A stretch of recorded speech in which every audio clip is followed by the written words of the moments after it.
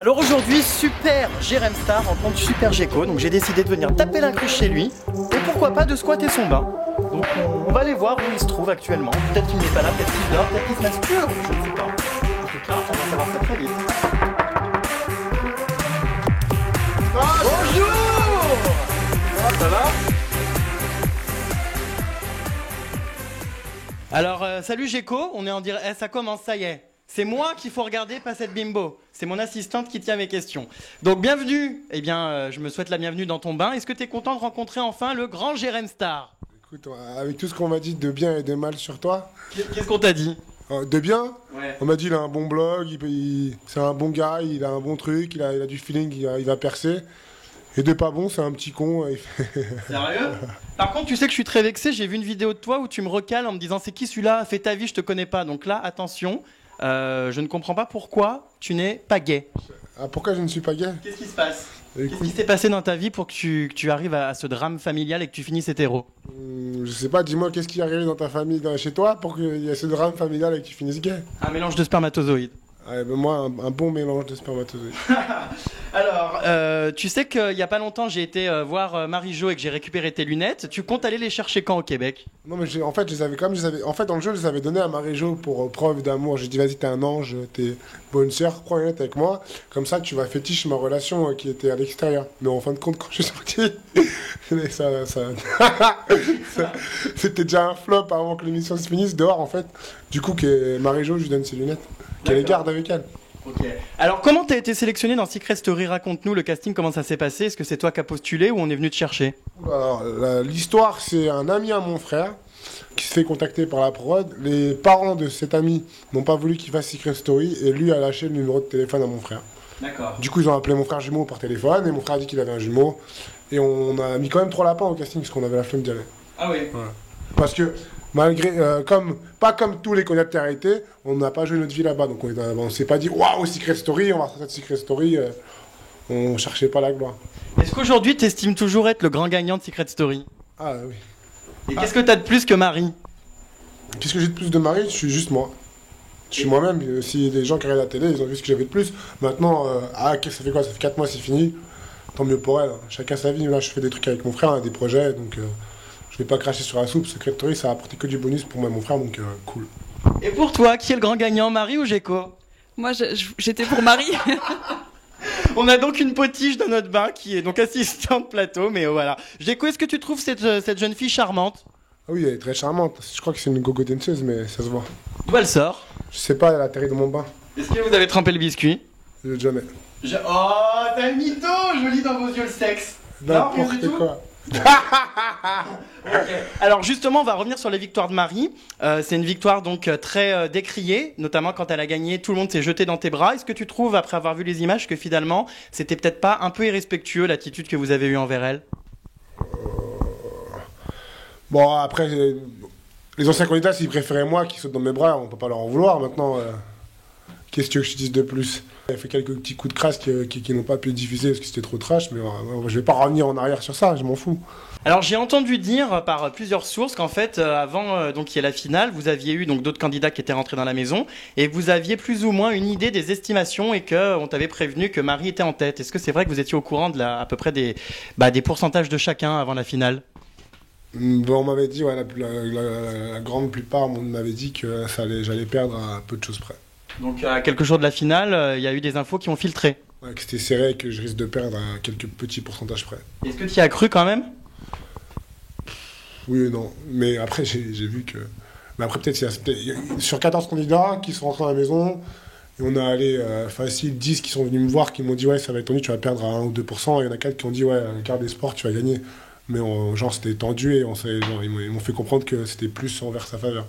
Alors aujourd'hui, si on doit récapituler la valeur de tout ce que tu as gagné, que ça soit dans la presse, dans le jeu, etc., combien t'as rapporté Secret Story? Sans compter ma cagnotte ou avec ma cagnotte? Tout mélangé. Un bon 60 000 euros en tout. 60 000 euros. Où est passé tout cet argent? Sur mon compte, la plupart, 80% sur mon compte, 20%... Où ça, dans l'alcool, la drogue? Non, pas de drogue. Non, je suis pas drogué. Je suis dans la fête, les cadeaux, l'euphorie, et... voilà. D'accord. Alors, qu'est-ce que tu penses? Parce qu'en ce moment, c'est le grand buzz du moment. D'ailleurs, tu as été l'un des premiers à m'avertir de cet événement que Geoffrey et Marie, c'est terminé. Qu'est-ce qui s'est passé à Cannes? Écoute, à Cannes, j'étais en boîte de nuit, c'était au Palm Beach, au Gotha, la soirée qui était après l'Energy Music Award. 4-5 filles qui sont venues voir du même groupe pour me dire, on a vu Geoffrey au Baola, au Baoli, une boîte concurrente, et il était au Gotha, il a pas lâché, genre il était sur toutes les meufs qui étaient fraîches de la boîte, en mode, il avait faim quoi. Une très bonne amie d'une amie à nous qui était là-bas, elle a dit qu'elle s'était fait draguer par un Geoffrey, qu'elle l'a remballé, que c'était pas du tout son style. Elle est repartie avec une fille à son hôtel quoi. Il a embarqué une meuf. À son hôtel? Ah, il était à l'hôtel, il était pas. Et qu'est-ce qu'ils ont fait? Ils ont joué aux cartes, ils ont joué au tarot. Aux cartes. Au tarot. D'accord.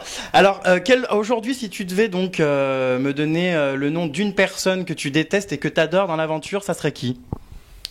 Franchement, je kiffe tout le monde, hein, j'ai rien contre. Non, pas moi. Tu kiffes pas tout le monde. L'actu du jeu, mais chacun sa vie dehors. Hein. Dedans, j'aimais pas Marie. À l'extérieur, chacun sa vie, chacun sa merde.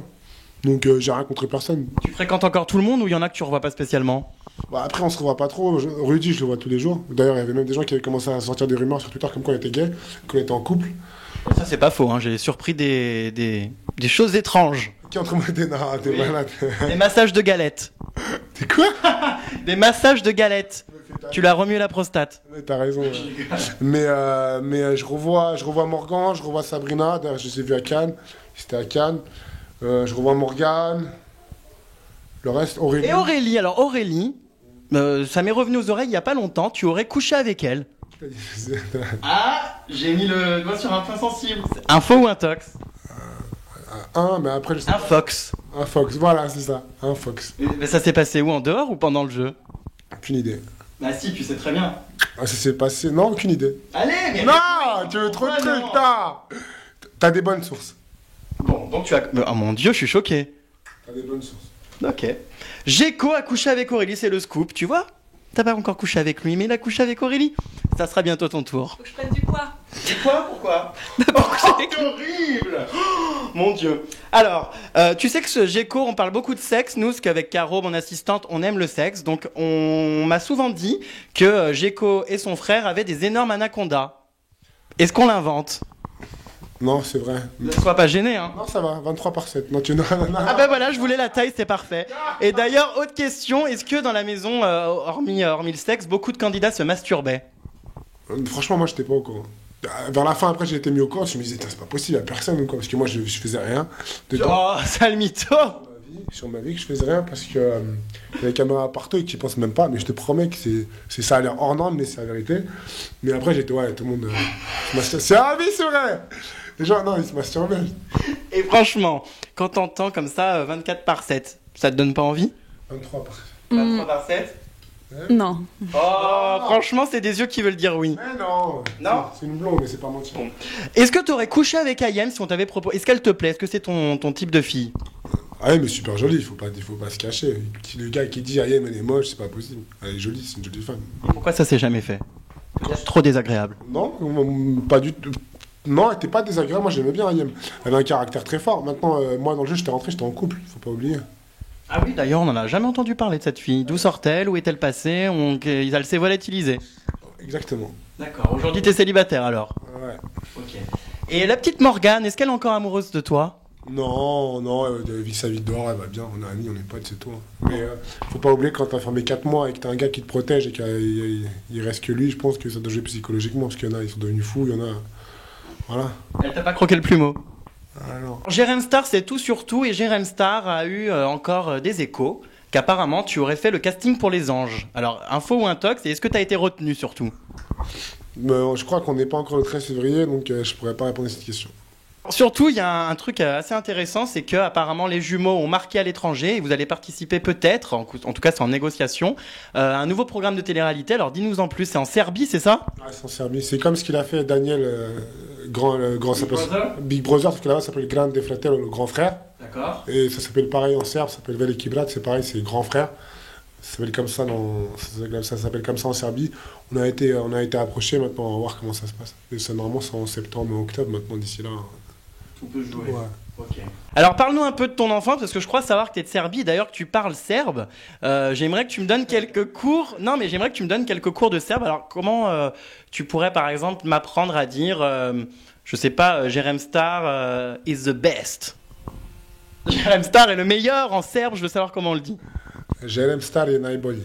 Jerem Star l'Albon. Non, non. Essaye de prononcer. Jerem Star je najbolji. Jerem Star je najbolji. Ouais, c'est ça. Ok. Comment on dit cette fille devant moi est très sexy. Ova devojka ispred mene je do jaja. Ouais. Enfin, ça ressemble plutôt à un acte sexuel en fait. C'est très viril le serbe, tu trouves pas? Ouais. D'accord. Et je sais pas, On dirait un produit. une autre phrase en serbe de ton choix? Najbolji. Ça veut dire quoi? Je suis meilleur.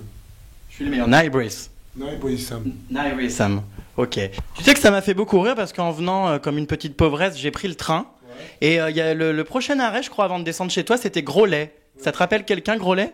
Bah écoute, à côté, là, on a les villes voisines, t'as Groslay, c'est Vendetta. Voilà. Bah, d'ailleurs, Vendetta. Beaucoup de gens t'ont comparé au Michael Vendetta de Secret Story. Est-ce que tu trouves que c'est un compliment? Ah, c'est pas du tout. C'est un compliment, non, pas du tout, mais t'es le premier qui me le dit d'ailleurs. Ah non, moi je l'ai lu beaucoup sur internet, le nouveau Michael Vendetta. Bah, il y avait plein d'articles comme quoi. Peut-être les premières semaines quand les gens n'avaient pas compris ce que je voulais dire. T'aimes pas Michael Vendetta? Non, j'ai rien contre lui, mais il faut pas me comparer à lui. Pourquoi? Parce que il faut pas me comparer à lui. J'ai rien à voir avec lui, il faut pas me comparer à un Vendetta. Lui, c'est une grande gueule qui raconte de la merde. Moi, je raconte pas de la merde. Toi, t'es philosophique quand même, c'est vrai en plus. Non, si, j'ai trouvé qu'il y avait des phrases très sensées. Bah, arrête de rire, je suis sérieux. Il y a des phrases, j'ai rien à voir, il faut pas me comparer avec Vendetta. Ah non. Ok. Lui, il fait dans la démesure, dans la provoque. Moi, je provoque personne. Moi, j'essaie de rester le plus juste possible. Alors, le projet de Geeko, donc, c'est donc sortir une BD. Ouais. Donc, ça fait longtemps que tu parles de ce projet. Écoute, j'avais fait un résumé, une synopsis plutôt. J'avais écrit une synopsis qui est pas mal du tout. Moi, j'adore. J'ai mis toute ma folie dedans. J'avais pas fait une planche. J'avais fait que la synopsis. On a envoyé la synopsis via notre manager, notre agent, qui a envoyé à plein de maisons d'édition. Et on n'a eu aucun retour. Et le seul retour qu'on a eu, c'est qu'ils croyaient que c'était une blague.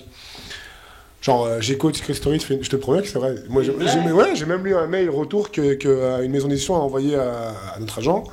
Et ils croient qu'on envoie ça pour limite se foutre de leur gueule, tu vois, genre.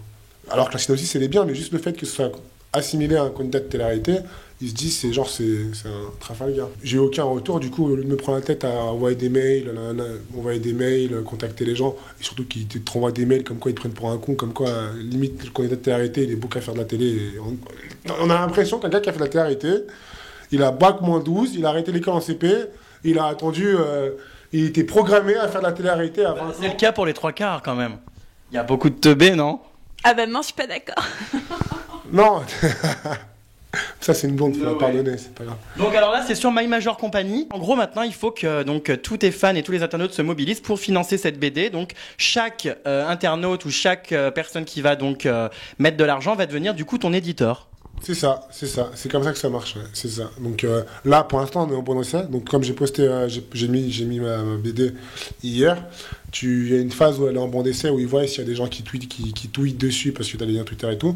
Et après, tu as une des 3 éditions qui doivent venir valider ton truc. Et après, ils te donnent une jauge. Et une fois que la jauge elle est mise, une jauge.